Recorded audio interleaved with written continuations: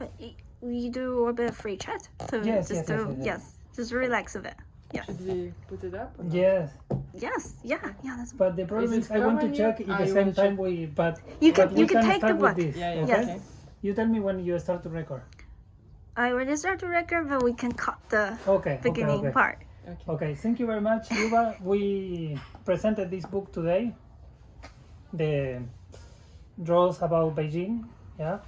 So, of course, the first question is how you start to draw and how you start to draw this book.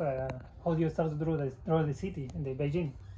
Yeah, actually, in the beginning, when I started painting, it were mostly whimsical watercolors, not really about Beijing.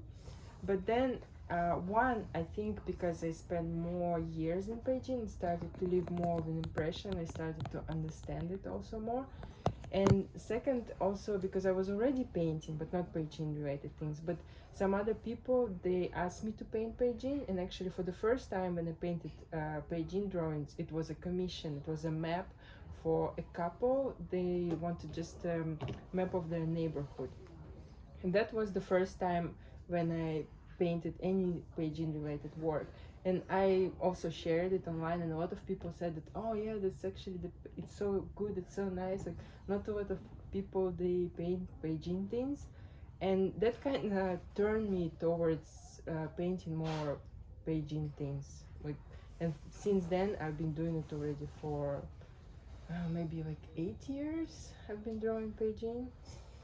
Yeah, and watching reading the book or watching because it's to watch the picture, look.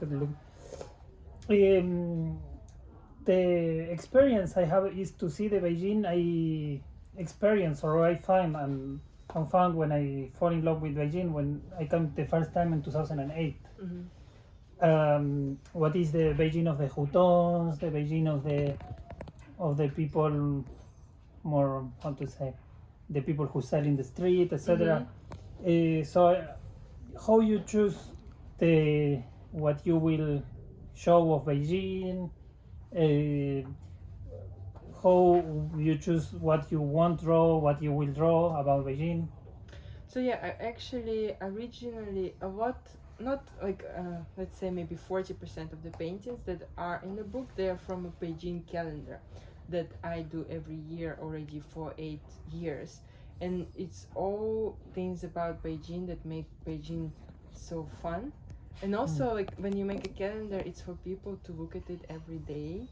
And I wanted to make the things that they like, that they would want to see every day, basically. So yeah, it's all the things that I, as a foreigner, experience in Beijing that I find special.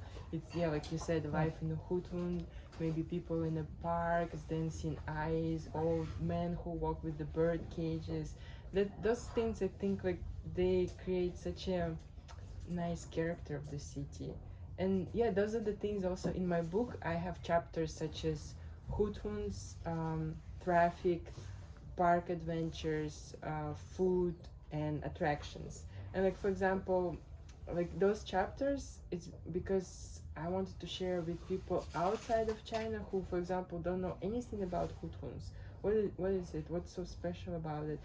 Why is it like good to go out and explore in the hutuns? That's what I wanted to share with people and show them that my view of Beijing, my experience of the city, all the good things about it.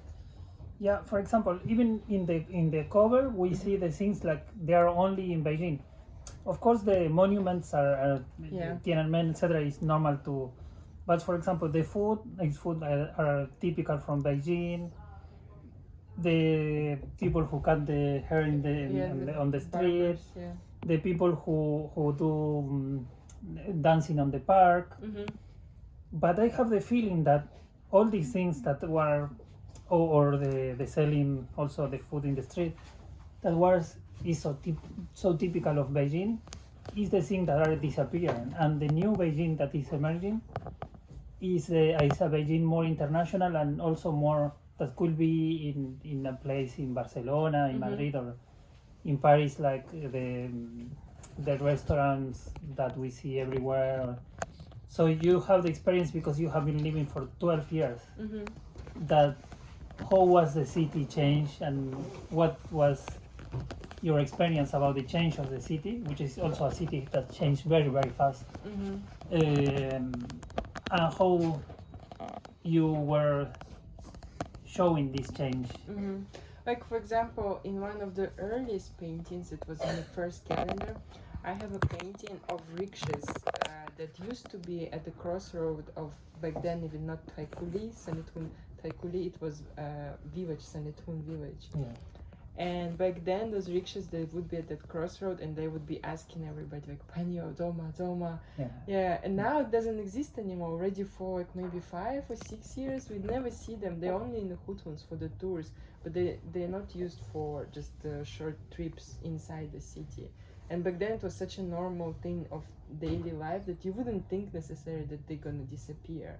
Or like, for example, like one of the big changes that I've seen, I mean, it's in my personal life, I kind of consider the shared bikes that they came through China to Beijing, and it was like a big wave that a wave of bikes that washed us all away. But it was like in the beginning kind of messy, but I think now the city kind of figured out the relationship with the shared bikes. And they're also such a big part, because like now if you would draw, for example, a subway station, I don't think you can draw it without bikes, because there will be a line of bikes in front of every subway station. So like it's funny to see changes like that. Or like even, for example, in the beginning, I think coffee culture wasn't such a big thing in China. But there wasn't that many coffee shops. Or like if you want to buy coffee, you would have to go to Starbucks, but also back then there wasn't that many of them. And now I think in every corner there is a coffee shop. There are cool, fancy coffee, like coffee with chou tofu or something, or with tanhu on top. Or you can even in 7-Eleven now get a cup of coffee if you want. So it's kind of crazy that in such a short time you get experience such big changes in daily life and also just culture of normal people as well. Yeah. Also, I think the culture of Beijing is so strong that even in the parts that they are more international and they put international shops, in the end you have something that is very Beijing. Like even if they put a Starbucks, etc., in the door, something will happen that become. But I also think that like Chinese culture goes kind of through change, whereas like you said, it does become more international. But in a way, I think it's still preserved, but maybe in a different way. They try to upscale it maybe, or change it. Like for example, now they say that young people, they like to go to temples. You can pay and live a life of a monk in a temple, because young people, they kind of want to experience the old life as well, the traditional things. Or like for example, Beijing Yan, right? It's such a traditional Beijing soda. And you also would think maybe it's gonna disappear, maybe it's gonna be washed away by other more fancy sodas or new. But now they're opening shops that are just Baby Yan focused, and it seems like it got a bit of uplift in design, but it still keeps going. So Yes. So you say how you start to draw Beijing, but how you start to imagine to put it together in a book, and. So originally my editor, she contacted me and she asked me to maybe just publish a collection of artworks. But I myself, for example, I don't buy those kind of books, just a collection of artworks. So I wanted to make a more fun book, which meant more work, but also for me, for example, meant a better result. So I started putting together all the paintings that I had and just thinking about what would the book look like. But at the same time, back then, I didn't really thought about including me. It were mostly facts about Beijing, or like stories about Beijing, but not really about me. But then when I had a few pages finished, I started showing it to different people. And one of the people who I showed to was Anya Goncharova, who was back then editor at Penguin Random House. And her advice was, she looked through and she was like, oh, that's really cool, like I really like the idea, you should keep doing, but I would tell you to include more of yourself. And I thought, I think I would like to include more of myself. because like in the beginning it feels scary to talk about yourself. You maybe don't want to talk about yourself. Also, like you might feel like, who would want to know about me? I'm not sure. But it is interesting. People do want to know about your experiences, the things that you've seen, and the stories that I have. And yeah, that led me to developing a character of me that actually pops up in the book and kind of leads you on the adventure through the different things in the city. Yes, yes, and you are one of the character. Yeah. You are one of the character, and I think is a big part of your work because when the people singing your work, singing Liuba, draw, the people thinks your name is draw Yeah. because Liuba draw, but Liuba draw Beijing, so it's not Beijing. So the first things coming to your mind is Liuba draw by you. So is a very special way to see Beijing. So I think it's very important to see your optic. So and so for end this small conversation is the most of the people who will see the video is people who are they are not in Beijing, they don't know nothing. So how you will describe and what do you think is the good part of living here, the bad part of living here in China and in Beijing? Is something that when I go, for example, to Argentina, they ask me often like, what do you it's like what for example, why you choose to live here, no? Okay. Like you could live in Russia or in Europe or in other, and what are the good things you enjoy living here in Beijing and in China, and there is something you find more difficult maybe? I really like Beijing because to me it actually feels like Beijing is a whole country because it's a big city, it's huge, it's 25 or 26 million people, and also it's not only like there's a big population, it's also a big city, the big scale. And here I feel like you can find anything. You can find old Beijing, you can find like historical landmarks like Temple of Heaven that are very old, or Forbidden City. You can also see Huthuns, which is old kind of in a way, the old way of living, a more simple way of living.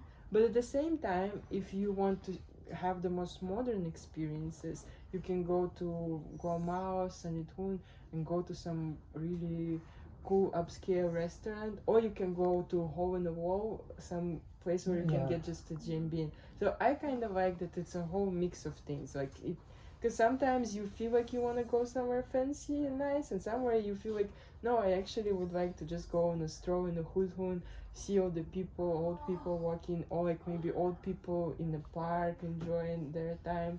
So that's what I like. I also like that, like, I think you like it usually as a young person, that Beijing is such a fast-paced city that a lot of places they change fast. There's always like a new museum opening up, a new gallery, a new cafe, a new restaurant, which if you live in a maybe European city, that might not be the case, that every year there are like 10 museums opening up. I don't think it happens that much in other cities.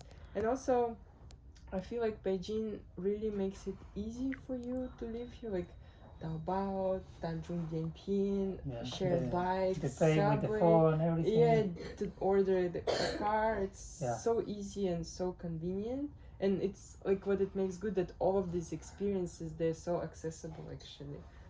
That's what I like the most. But the challenging thing it is that there is a lot of people. So if you want to go to a really nice place on a weekend, you probably have to stand in line for an hour or two.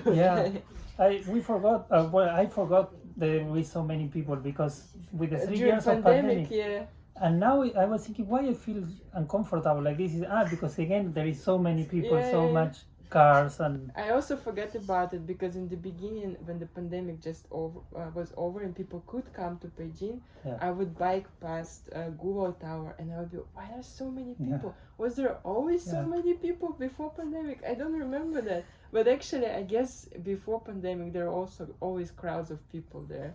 I have the feeling there is more. Yes.